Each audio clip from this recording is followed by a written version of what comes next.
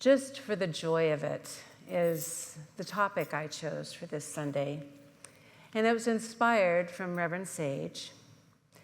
Reverend Sage had recommended, she and Kirk love movies, so they share movie topics and things, and she shared a list of movies, and we saw one.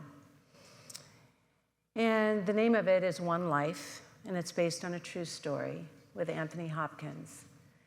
And it's about a man who was about 29 in 1938 in London. He was a stockbroker, a humanitarian. Wasn't married at the time, didn't have children. But the pain of what was going on in the world was so great for him. He went to the Nazi-occupied Czechoslovakia, and he saw the families and the children that were there. And he said, I have to do something to help. That did not come from an obligation. It didn't come from, I should do something. It came from a deep knowing inside of him. There was something he could do. No one believed he could get any children out of that Nazi-occupied area. But he said, yes, I can. And he got his mom involved and some friends involved. And in 9 months, he got 669 children out of that area. Now, I won't tell you the end of the story, but it was so good. I just have the God bumps all over from even thinking about it, because it's what we can do. It can be a small thing, and it can make a difference in someone's life. He wanted no acknowledgement, no gratitude. His small thing ended up being a very large thing. But it's what we can do. Life is messy. Have you noticed? It's also beautiful, and we'll talk about that too. But it's messy. But it, just as Daniel was saying, it's not the mess, and as you were saying, Reverend Jen, it's not the mess itself. Creativity is messy. So mess is actually a good thing. But when our life is messy, it's what we do with the mess that matters. Where do we go? And if you notice, the song today was about going deeper, tapping in, and that's where the virtue of joy comes in. Joy is not attached to external things. We don't have to have something happen to feel joyful. Joy comes, hi Naya, that's joy. Joy comes from knowing, having great faith that the universe is always for us and never against us. Do you believe that? Yes. It's always for us and never against us. It doesn't always feel that way, but we're in a process of growth and expansion and becoming. You know, half of us right now, half of us is in heaven, in spirit, and half of us is in this dense form. And we're designed, and we come here as human beings, spiritual beings having a human experience, may I say, to bring forth spirit into form. We are here to be that expression of spirit, of life, of goodness, of God, of learning and growing. But too often in this process, we let our humanity override our divinity. Now let me say something. Just because we're going to make sense of the mess doesn't mean the pain goes away. I know we all, right here, all of us, have pain in our life that we can feel. It's a loss, it's something that's happened, and we could bring it up at any time. The thing is, when we dig deep and find the truth of joy inside of us, that virtue, that seed of joy, and let it come forth, it can package our pain, our hurt, our mess in compassion, in understanding, in humility, in gratitude, in grace, in truthfulness, in trustworthiness. It can package our pain in something that brings the light to it. I don't think in society today we do too well with things that are broken. You know, we have become a consumer-addicted society, and when things are broken, what do? Get a new one. I mean, we like things bright and shiny, but that's where I said life is beautiful too, but beautiful is not perfect. We need to learn to step over our discomfort about things that are broken, including ourselves and other people. Step over our discomfort so we can find something greater. I read the story, a little story of St. Francis of Assisi. St. Francis of Assisi, I think he was a 13th century saint, I believe, a Franciscan saint, Italian. He was the patron saint of animals and the environment. And we know the environment is messy and beautiful and growing and broken and disorganized and organized and all of that. But he went to meet a leper and do his work and share his good. And the leper had such a disfigured face, he felt himself draw back. He just drew back, and he had to step over that discomfort. And he kissed the face of the leper. And immediately he was filled with this joy of doing something bigger and greater and wonderful. And he heard the leper walking away saying, "Thank you, God, I am cured." His leprosy wasn't cured, but his heart was cured. He no longer felt ugly.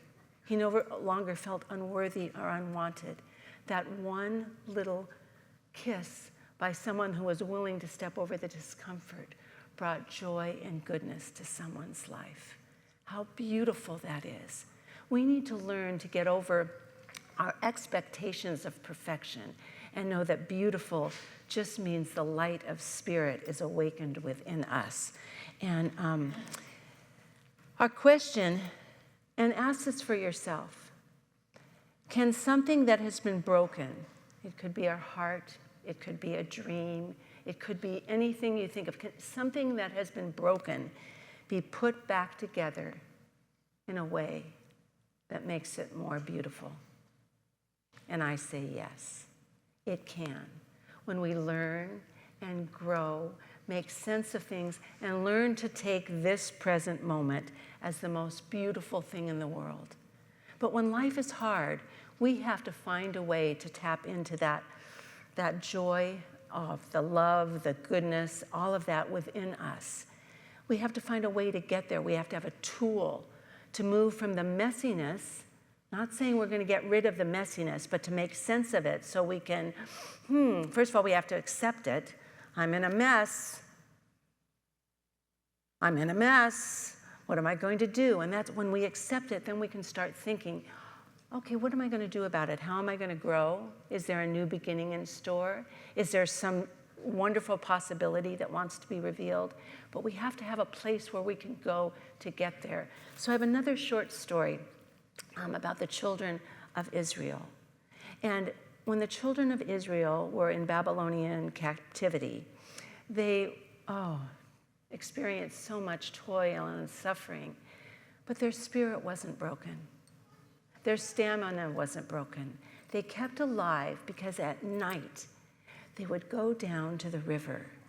And at the river, they'd hidden their harps and their lyres in the bushes and the reeds. They'd hidden them there.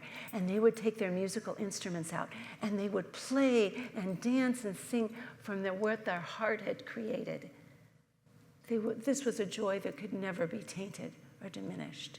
And they'd go back to do whatever they did during the day, the toil and work, with that joy, coming from a place of joy, that they could know there was something more at work. So what I'd like to do, because I see the hot dog people are leaving, and I don't want to run into hot dog time, so I want to close with a couple of ideas. You know, when I think of a real messy situation where someone found the joy and was able to cultivate it, I think of Julian of Norwich, who was in London. She was in the 13th century, and she lived at the time of the Black Plague her whole life. And all she saw was death and dying and people suffering and unhappiness. But what she brought was joy, and what she brought was peace to people's lives, because she had such faith that all was well and all would be well. That she said, when people would come up, she lived as an anchoress, so she lived pretty much in isolation most of the days of her life. But every day she would come to her window, open her windows wide, and she would have people coming up to her for spiritual counseling. And she would say, all is well. But she said that from a place of deep knowing. All is well and all will be well. And it gave people great hope and great understanding. So I'd like to, Mother Teresa also said, be a cause of joy to one another. I'd like to close with a little excerpt from one of Discover a Richer Life from Ernest Holmes. He said, let's go forth into today with new hope. Package whatever mess there is in life right now with the hope and understanding that there's something more, that all will be well. Rise above the fear and doubt of yesterday and know that today something wonderful is brought into our consciousness that lifts us to a greater understanding and knowing that life is for us and never against us, that lives us to that transcendent state where we can see what we can do if it's ours to do in a situation that's difficult, if we can just hold the light. Remember, it was not only Rumi, but Leonard Cohen in his song, Hallelujah. It's the wound is where the light comes through. And so know that there's light that wants to be revealed for each one of us. And Ernest Holmes says, get to that place is transcendent, which sings to us of a joy ineffable, of a God approachable, of a hope realized, and a life lived in wholeness. Our teaching is a teaching of happiness and joy. It's of that understanding that right where we are, we have everything we need. So I just want you to say right in this moment, all is well.